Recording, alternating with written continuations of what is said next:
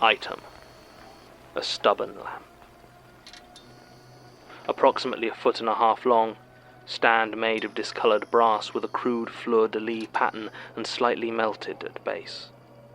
Shade constructed from satin, original colour impossible to discern due to assorted stains, likely blood, oil, and paraffin wax. The bulb is imprinted with the words "Long Life," despite appearing to contain a standard tungsten filament. There is a long, thin crack that runs the length of the bulb, and it is remarkably easy to cut yourself on the thin glass. With the vacuum compromised, it should be impossible for the light to turn on. The power cable is severed about 3 inches from the base of the stand and writhes like a beheaded snake. There is nothing in this place to power it.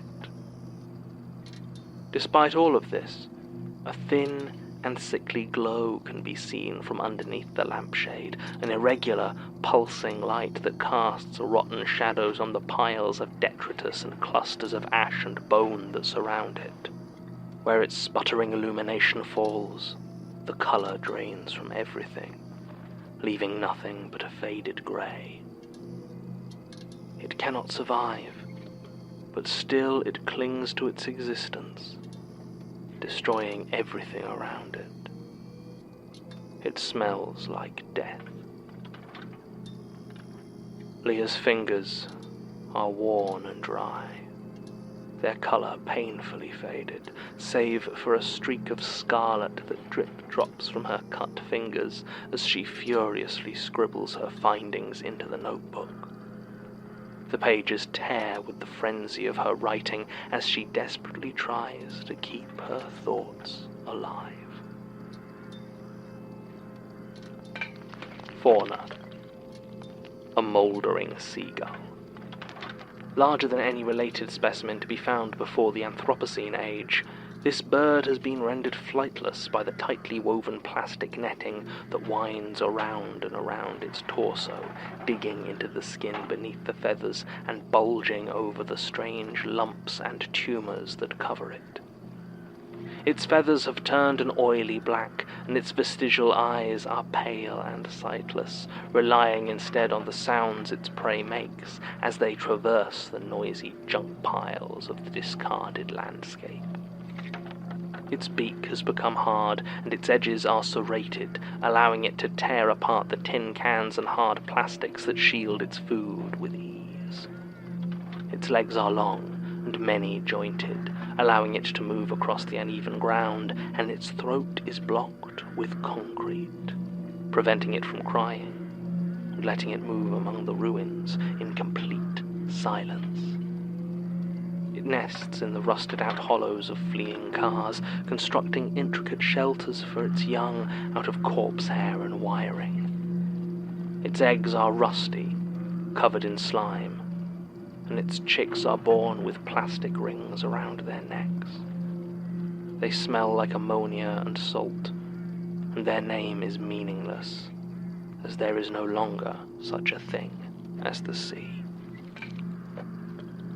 Leah hides behind a cracked vending machine, waiting for the thing to pass. She knows it can hear the rapid scratch of her broken pencil, but it is all she can do to get it all down on paper. Another futile warning of a future that is already here. Item: a history book. Hardback, 8.5 by 11 inches and approximately 1.5 inches thick, although the number of pages is impossible to discern. Its dust jacket has long since been lost, and what remains is wrinkled maroon cloth over soggy bookboard. The faded letters of a partial title can be seen embossed into the spine. The words, "A Brief History of," can be made out clearly, but the rest has been burned away. The spine is cracked and broken, but the volume itself cannot be opened. The book has clearly been submerged in some sort of fat or binding agent, and the paper within it has fused together into a single, indistinguishable lump of pulp. The wet mass within it retains sufficient moisture that if the covers are pressed upon, a thin rivulet of clear liquid will run like tears down the book's cover. If you do this, the book will scream. It is a stupid thing, a long-dead trinket that was of no use to anyone even when it puffed itself up with the factious intellectual dribblings of those who believed the past was any defense against the future, bloated as it was with the hagiographies of war criminals and smugly grinning murderers. Now it serves as a suffering reminder of everything that has been lost, which is to say, nothing of value. Leah hates the book. She cannot shake the feeling that once, long ago, she read it, seeing within its pages the stark importance of taking action, of trying to change the world for the better and avoiding the dead, nightmare future that kept her awake at night. But it was doomed from the start, and those that salivated at the thought of a place in history had secured nothing except its end. Item: a laughable umbrella. Look at it.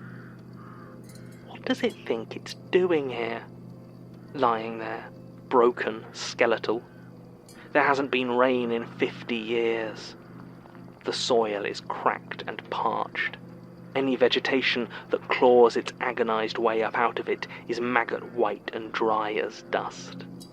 The only moisture is from the wet rot of the junk piles that stretch 30 feet above the ground in all directions, spilling out into the sandy, sloping basin that was once a seabed. Stupid umbrella. Does it think there is a monsoon coming? Does it even remember what a cloud of water vapor looks like?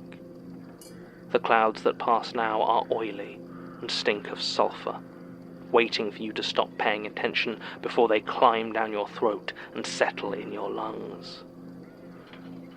Perhaps this idiot apparatus thinks it can protect from the relentless heat of the sun, but its fabric is torn and ruined, hanging from the snapped metal limbs, desperate for a breeze to stir it from its complete stillness. Take a moment to sneer at this corpse of an umbrella, and wish for a moment you had water enough within you to spit on it. Leah can barely tell what she's writing anymore. The catalogue of horrors she's compiling, this report on everything for nobody. But what else is she to do? What else can even come close to quelling the fear that suffuses her existence? Fauna. The thing that lives. Something lives in the Anthropocene age.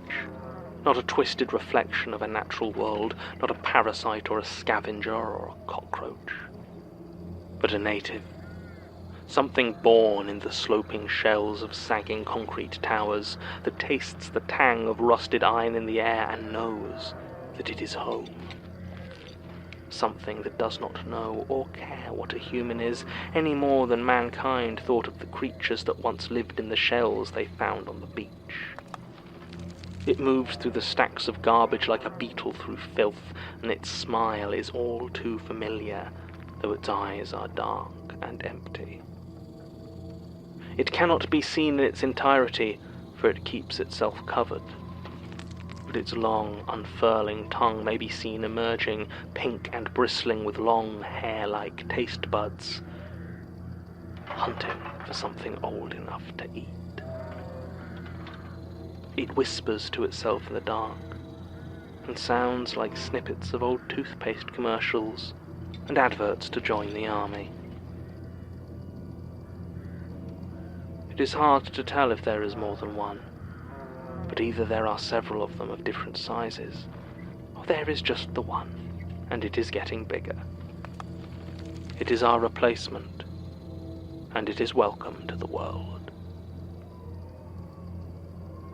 Even if Leah had known, if she had had time to warn them, who would have believed her? Who would not have laughed her out of her life if she had described the horrors that were to come in their true and vivid detail? But there is no one left to warn, though that does not slow her hand even a moment. She ignores the burning pain in her forearm, where the thing's rough tongue has torn a section of her skin clean off. Item: a forgotten bone. Whose is this? Pale white and stained with thick black tar. A human bone, that much is clear, too big to be a child's at least. Can a bone seem familiar? The shape of it echoing through your mind like a face seen only in dreams. It may be followed up to a rib cage, still sticky in places with soapy cadaver fat, and closing around a crumpled beer can where the heart should be. There's a skull as well, yellowing in the thick dust of the open air. Strange. Everything here is either bone dry from relentless heat, or damp through from decomposition and stagnant decay. Lifeless yet decaying, the world we have left behind. Leah considers the bones for some time. Does she know them? Are they hers? If she had been quicker, more forceful in her warnings, might they still be alive? Her pencil is broken, but her notes, her warnings from this new world are far from complete. She snaps off another rib and continues writing.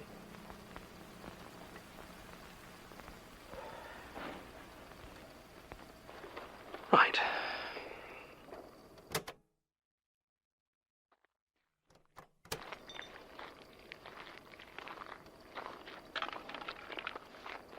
You know what?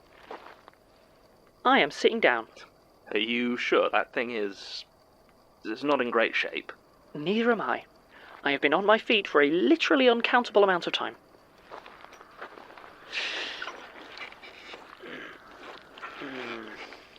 How is it? Great. It's great. Lovely couch. Right. Well, rest up, I suppose. It's a two-seater. Yes, it is. Hard pass. Thank you.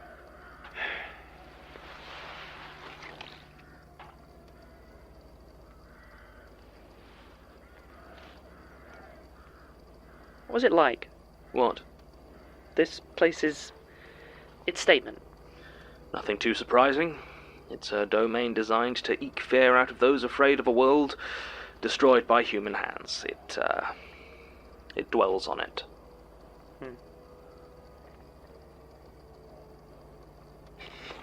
So it was real then, the extinction? Of course it was real, at least in the sense that it was a thing people feared. Whether it was strong enough in its own right to be considered at a level with Smirk's 14, or whether it was on its way to getting there, maybe. This sort of thing is always muddy. So Peter was lying?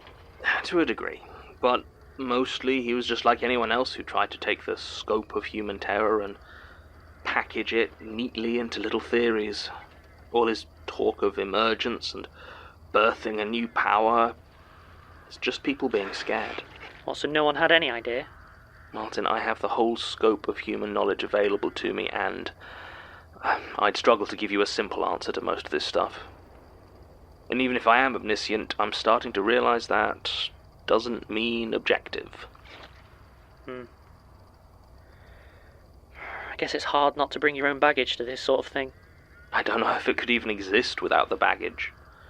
You want to talk about psychological projection, try viewing the metaphysical world through the lens of a being that is, by its very nature, a reflection of your own obsessions and fears. Yeah, alright, I get it. But what about the real world? Were they right? I'm not sure I follow. I mean, right, if none of this had happened, if the world had just carried on, what would have happened? Was all that fear justified? I can't know the future, Martin, not even a hypothetical one. But you know what was going on, what was happening. Out of everyone, you're the best place. You've got the info to make a pretty damn educated guess. I don't know what you want me to say, Martin. Yes, it was bad, worse than most people thought, and things were only going to deteriorate. Was the end of humanity actually imminent? Probably not. But we were well on the way, and it would have been the end of an awful lot of things. So you don't think it would have been the end of the world? The end of the world. Now there's a concept. Everything ends, I suppose. Even this place can't last forever. Eventually, it will die as well. You're starting to sound like Simon. No. He was always looking towards the infinite, but I'm not sure there is such a thing. If I try, I can see the edges of reality, but I can't hold its full scope in my mind. And beyond it? Beyond what? Reality? Yeah. I don't know. Maybe nothing.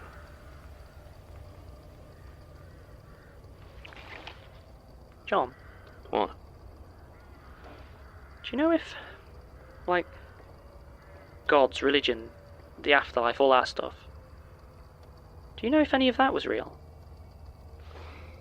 Really rolling out the big questions today.